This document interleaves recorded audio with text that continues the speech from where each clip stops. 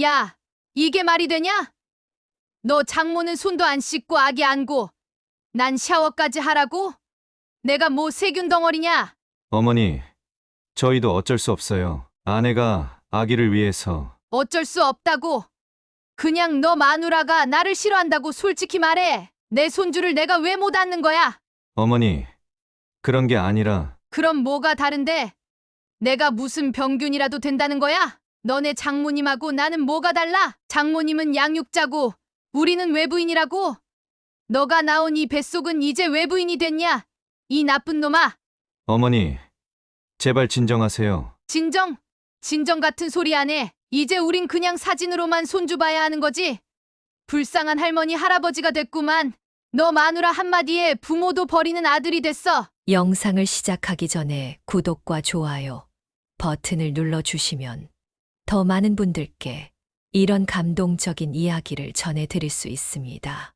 알림 설정도 해두시면 영상이 올라올 때마다 가장 먼저 만나보실 수 있습니다. 안녕하세요. 저는 올해 65세인 권은희라고 합니다. 오늘 이렇게 제 이야기를 나누게 되어 마음이 무겁습니다만 저 같은 시어머니들의 아픔을 전하고 싶어 용기를 냈습니다. 제 아들은 결혼한 지 3년이 되었습니다. 결혼 전에는 저희가 정말 가깝게 지냈어요. 아들이 한 달에 2번은 꼭 집에 와서 밥도 먹고 이야기도 나누곤 했죠. 저는 아들이 좋은 사람 만나서 행복하게 살기만을 바랬습니다. 첫 명절에 며느리가 우리 집에 왔을 때 저는 100년 손님이라 생각하고 정성껏 대접했습니다. 음식도 가장 좋은 것으로 준비하고 방도 가장 따뜻한 곳으로 내어줬죠. 그런데 나중에 제가 아들 집에 갔을 때는 너무 슬펐습니다. 밥 한 끼도 제대로 대접받지 못했습니다. 심지어 다음에 오실 때는 밖에서 만나는 게 좋겠어요. 라는 말까지 들었어요. 그때까지만 해도 젊은 부부니까 그럴 수 있지라고 넘어갔습니다. 하지만 정말 가슴이 찢어지는 일은 그 다음에 일어났어요. 며느리가 임신했다는 소식을 들었을 때 얼마나 기뻤는지 모릅니다. 손주를 볼 생각에 밤마다 뜨개질을 하며 아기 옷을 만들었어요. 그런데 아들은 병원에 가지 말라고 했어요. 코로나 때문에 외부인은 못 들어간대요. 그래서 저는 기다렸습니다. 산후조리원에 가려 하니 또 안 된다고 하더군요. 그렇게 손주가 태어나고 6개월이 지난 뒤에야 처음 만날 수 있었습니다. 얼마나 기다렸는지 모릅니다. 그런데 제가 도착하자마자 들은 말이 뭔지 아시겠습니까? 어머니, 손을 소독하시고 아기 방에 들어가기 전에 샤워하고 옷도 갈아입으셔야 해요. 바깥에 바이러스나 세균이 묻어 있을 수 있거든요. 저는 이미 집에서 손도 깨끗이 씻고 소독제도 뿌리고 왔는데 그래도 저희는 말을 듣고 다시 손을 씻고 소독했습니다. 하지만 그래도 아기를 안아볼 수 없었어요. 그저 멀리서 바라보기만 했죠. 그런데 갑자기 안사돈이 방문했어요. 놀랍게도 안사돈은 손만 씻고 자연스럽게 아기를 안았습니다. 저는 그 모습을 보고 너무 놀라서 아들에게 물었어요. 어떻게 장모님은 그렇게 쉽게 아기를 안을 수 있는 거니? 그러자 아들이 한 말이 평생 잊을 수 없는 상처가 됐습니다. 장모님은 우리 집에서 애를 같이 봐주시니까 양육자나 마찬가지고 부모님은 외부인이죠. 외부인이라고요? 제가 아들을 낳고 키워 지금의 사람으로 만들었는데 저는 외부인이라니. 그 순간 눈물이 나려는 것을 꾹 참았습니다. 그 말을 듣는 순간 제 머릿속이 하얘졌어요. 진짜 가슴이 찢어지는 것 같았습니다. 아기를 안아보고 싶은 마음을 꾹 누르고 그냥 멀리서 바라만 봤어요. 제 남편은 저보다 더 상처받은 것 같았습니다. 한마디도 못하고 그냥 앉아 있더군요. 집에 돌아오는 길에 남편이 한 말이 아직도 귓가에 맴돕니다. 우리가 뭐 그렇게 잘못했나? 이제 아들은 우리 아들이 아니라 며느리의 남편이네. 그 말을 들으니 더 서럽더라고요. 아들을 키우면서 얼마나 많은 고생을 했는지. 그 작은 몸으로 밤새 열떨고 아플 때는 업고 병원을 뛰어다녔던 기억, 학교 앞에서 매일 기다리던 시간들, 그리고 대학 등록금 마련하려고 밤낮 없이 일했던 나날들. 그 모든 것이 주마등처럼 스쳐 지나갔습니다. 집에 돌아와서 생각해보니 이 모든 게 단순히 코로나 때문이 아니라는 걸 깨달았어요. 며느리가 저희를 싫어하는 거였죠. 시어머니, 시아버지라는 이유만으로요.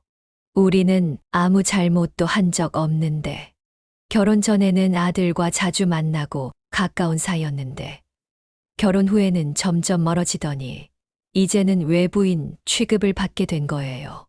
이럴 거면 그냥 사진으로 보는 게 낫겠다고 생각했습니다. 멀리서 보기만 하는데, 그 마음의 거리는 더 멀게만 느껴졌어요.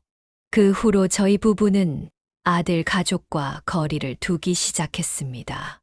명절에도 초대하지 않았어요.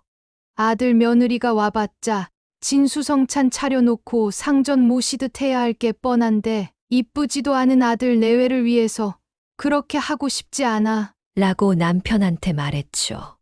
어느 날 밤, 저는 아들한테 문자를 보냈어요.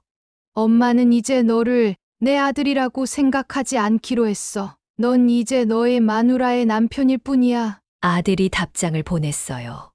어머니, 그러지 마세요. 저희도 어쩔 수 없는 상황이에요. 어쩔 수 없다고요? 부모와 자식 사이에 어떻게 그런 말을 할 수 있는지. 저는 그 순간 정말 모든 것을 포기하고 싶었습니다. 그렇게 1년이 더 흘렀습니다. 손주는 두 돌이 다 되어 가는데 저는 태어나서 딱 한 번 보았을 뿐이에요. 그러던 어느 날 아들에게서 갑자기 전화가 왔습니다. 어머니, 좀 도와주실 수 있으세요? 그 목소리는 전과 달리 조금 다급해 보였어요. 저는 무슨 일인지 물었죠. 장모님께서 갑자기 지방에 계신 친정어머니가 많이 편찮으셔서 내려가셔야 한대요. 그런데 저희는 둘 다 회사에 출근해야 하고 아이를 맡길 데가 없어요. 저는 그 말을 듣는 순간 웃음이 나왔어요. 제가 필요할 때만 엄마였다가 필요 없을 때는 외부인이 되는 건가요? 그래서 저는 아들에게 단호하게 말했습니다. 미안하구나. 엄마는 못 도와줄 것 같은데. 아들이 놀란 목소리로 물었어요. 왜요? 어머니, 정말 급해서 그러는데. 내가 왜 그런지 정말 모르겠니? 태어나서 딱 한 번 보고 그것도 만지지도 못한 손주를 내가 왜 봐줘야 하는데? 그동안 외부인 취급했으면서 이제 와서 도움이 필요하니까 엄마를 찾아. 전화기 너머로 아들의 한숨 소리가 들렸어요. 잠시 침묵이 흐른 뒤 아들이 다시 말했습니다. 어머니, 그때는 정말 죄송했어요. 아내가 산후 우울증도 있고 첫 아이라 예민했던 거예요. 이제는 많이 나아졌어요. 정말 도움이 필요해서 그래요. 저는 마음속에서 복잡한 감정이 일었습니다. 한편으로는 손주를 돌볼 수 있는 기회가 생겼다는 기쁨, 다른 한편으로는 여전히 치유되지 않은 상처와 분노가 있었죠. 태어나서 한 번밖에 못 본 손주 봐주려고 내가 내 생활까지 포기해가면서 너희 집에 들어가 살아야 하니? 우리 대단한 며느리 무서워서 어떻게 들어가니? 어머니, 그렇게 말씀하시면 내가 그럼 어떻게 말해줄까? 좋게 말해줘야 해. 그동안 얼마나 서운했는지 알아? 장모님은 양육자고 우리는 외부인이라고. 그런 말을 어떻게 자식이 부모한테 할 수 있어? 아들이 작은 목소리로 대답했어요. 그때는 정말 죄송했어요. 잘못했습니다. 그런 사과의 말을 듣고 싶었던 게 아닌데, 이제 와서 사과해도 마음속 상처가 쉽게 아물지는 않더라고요. 그래서 저는 아들에게 제 진심을 털어놓았습니다. 부모 가슴에 대못 박지 말거라. 너 가슴에도 똑같은 못 박힐 테니까 너가 지금 나한테 하는 것처럼 너도 언젠가 너 자식한테 똑같이 당할 수 있어. 아들이 잠시 말을 잊지 못했어요. 그리고는 낮은 목소리로 말했습니다. 그래도 어머니, 정말 도움이 필요해요. 제발요. 저는 그 순간 제 마음 한켠에서 무언가가 흔들리는 걸 느꼈어요. 아무리 그래도 내 자식인데 그렇게 쉽게 포기할 수 있을까요? 하지만 다시 그 상처받은 기억들이 떠올랐습니다. 우리 손주 이름이 뭐더라? 제가 갑자기 이런 질문을 하자 아들이 당황한 듯 했어요. 어머니, 민우예요. 이민우. 그래, 민우. 내가 지금까지 민우 생일에 뭐 보냈었니? 매번 옷이랑 장난감 택배로 보내주셨잖아요. 그래. 그런데 택배로 보낸 선물을 민우가 잘 받았다는 말은 한 번도 들어본 적이 없어. 민우가 좋아했는지, 내가 보낸 옷이 잘 맞았는지, 그런 말 하기가 뭐 어렵니? 아들은 말을 못하고 있었어요. 저는 계속 말했습니다. 내가 외부인이라고 생각한다면서 왜 이제 와서 아이를 맡기려는 거니? 너희 와이프는 내가 아이를 보는 게 괜찮다니? 아니면 장모님이 없으니까 할 수 없이 시어머니라도 찾은 거야? 어머니, 그런 게 아니에요. 아내도 많이 생각이 바뀌었어요. 어머니께 죄송하다고. 아, 그래. 그럼 왜 직접 전화 안 하고 너가 전화했냐? 너희 마누라가 내게 미안하다면 직접 전화해서 사과 한마디라도 해야 하는 거 아냐? 싸가지 없는 것들. 전화기 너머로 침묵만 흘렀습니다. 저는 깊은 한숨을 내쉬었어요. 이것도 아들이라고. 알았다. 이번 일은 내가 도와줄게. 하지만 조건이 있어. 아들의 목소리가 밝아졌어요.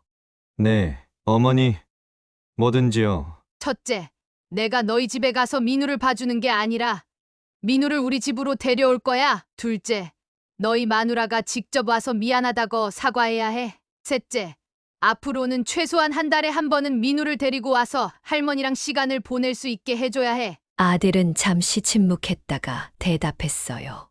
알겠습니다, 어머니. 제가 아내와 상의해 볼게요. 전화를 끊고 나니 갑자기 눈물이 왈칵 쏟아졌어요. 이런 조건을 내걸어야만 손주를 볼 수 있다니. 시어머니라고 해서 항상 참고 양보하라는 법은 없잖아요. 그날 저녁 아들에게서 다시 연락이 왔어요. 어머니, 아내와 상의했어요. 이번 주말에 민우 데리고 찾아뵐게요. 아내도 같이 갈 거예요. 솔직히 말하면 의외였어요. 제가 내건 조건을 그렇게 쉽게 받아들일 줄은 몰랐거든요.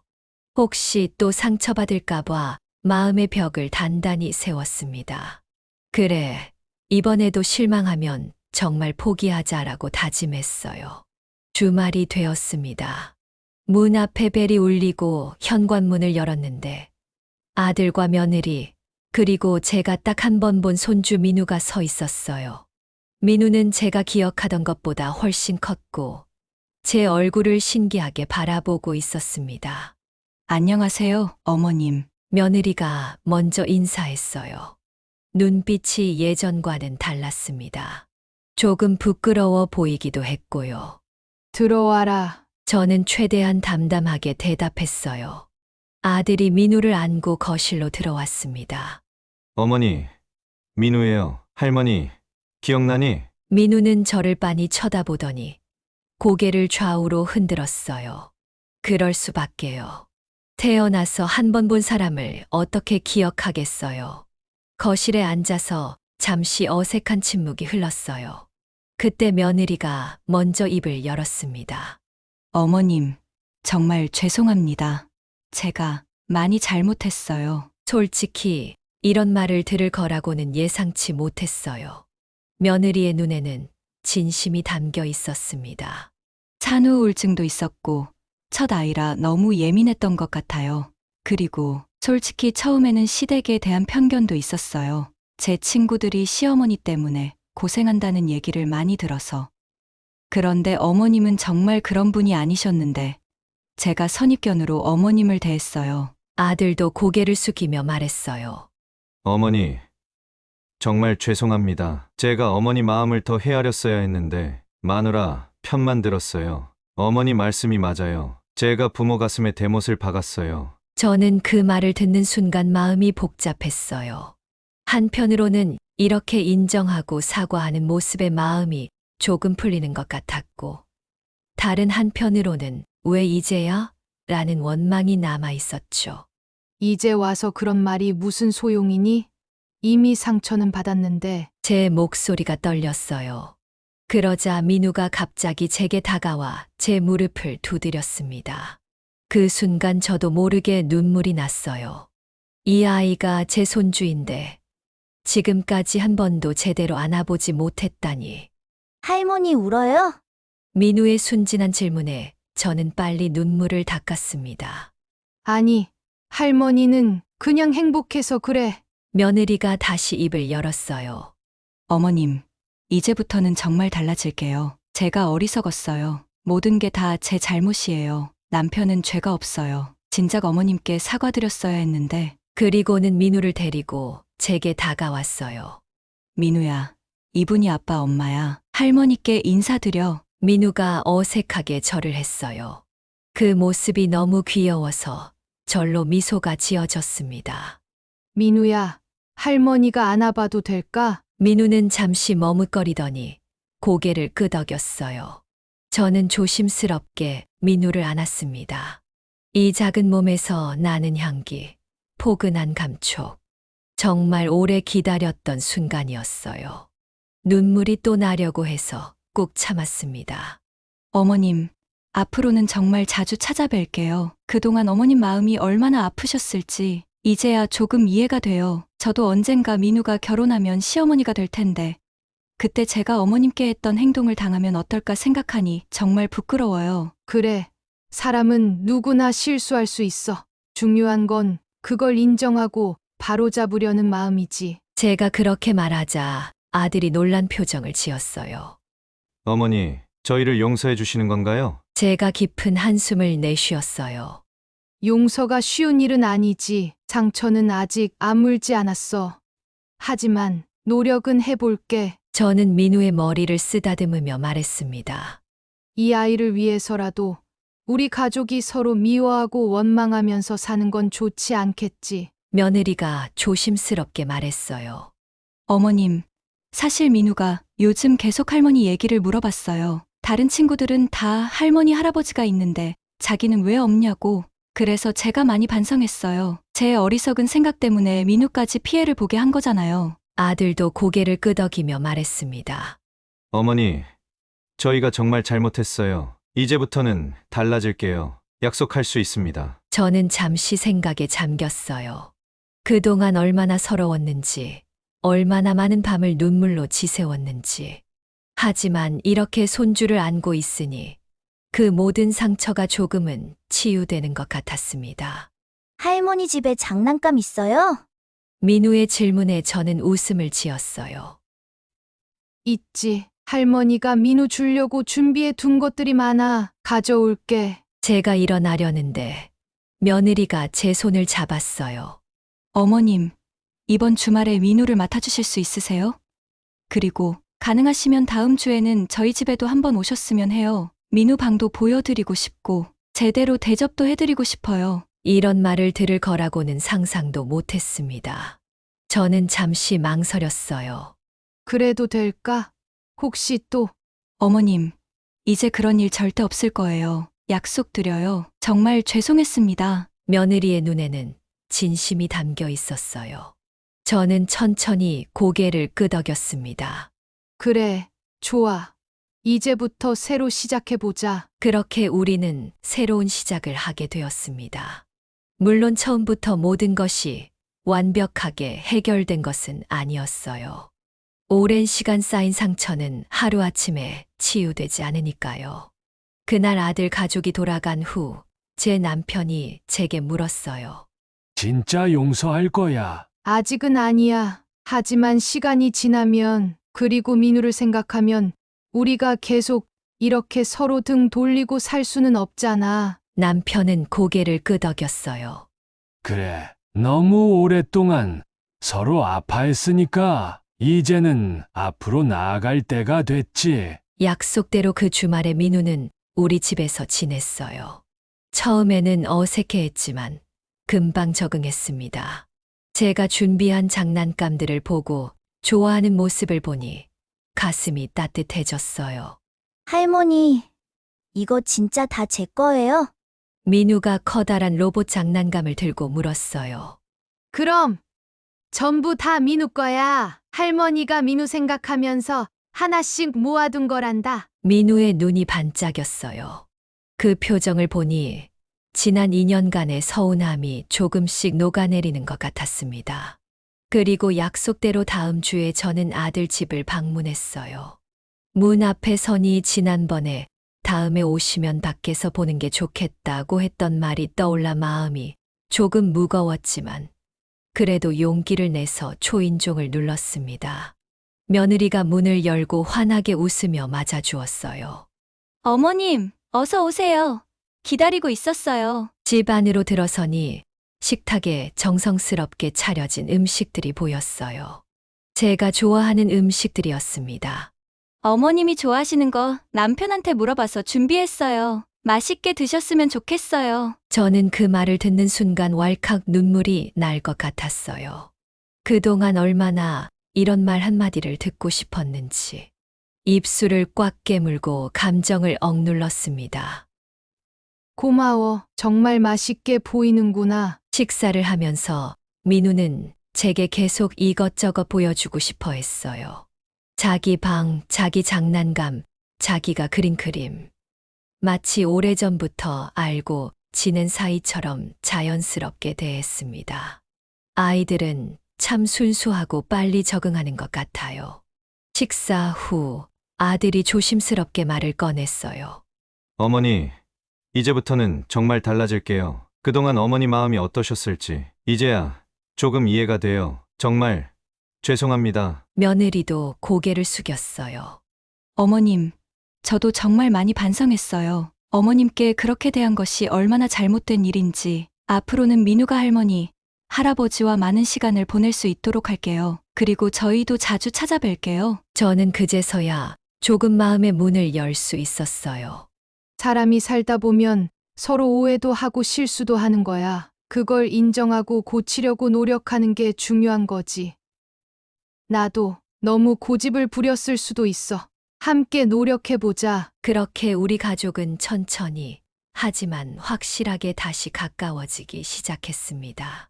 지금은 일주일에 한 번씩 민우가 우리 집에 와서 주말을 보내요. 저희도 자주 아들 집에 방문합니다. 이제 민우는 저를 보면 할머니 하고 달려와서 안깁니다. 그 작은 팔로 꼭 안아주는 느낌이 세상에서 가장 행복한 순간이에요. 돌이켜보면 우리 모두 실수를 했습니다. 며느리는 시어머니에 대한 편견으로, 저는 너무 섣부르게 상처받고 마음의 문을 닫았고, 아들은 그 사이에서 제대로 중재하지 못했죠. 청취자 여러분, 가족 관계는 정말 복잡하고 어려워요. 특히 시부모와 며느리 사이는 더욱 그렇죠. 하지만 서로를 이해하고 존중하려는 마음만 있다면 어떤 상처도 치유될 수 있다고 믿습니다. 부모 가슴에 대못을 박지 말라는 말이 있죠. 하지만 시어머니도 며느리 가슴에 대못을 박지 말아야 해요. 서로가 서로에게 상처 주지 않고 존중하며 살아갈 때 비로소 진정한 가족이 되는 것 같습니다. 이제 저는 행복합니다. 손주의 웃음소리가 집안에 가득하고 아들과 며느리와도 다시 가까워졌으니까요. 인생에서 가장 소중한 것은 결국 가족이더라고요. 여러분도 이 영상을 보시고 용기를 내어 새롭게 시작하시고 싶은 분이 있다면 댓글로 여러분의 이야기를 들려주세요. 구독과 좋아요, 알림 설정까지 해주시면 더 좋은 영상으로 보답하겠습니다. 노후의 이야기였습니다. 감사합니다.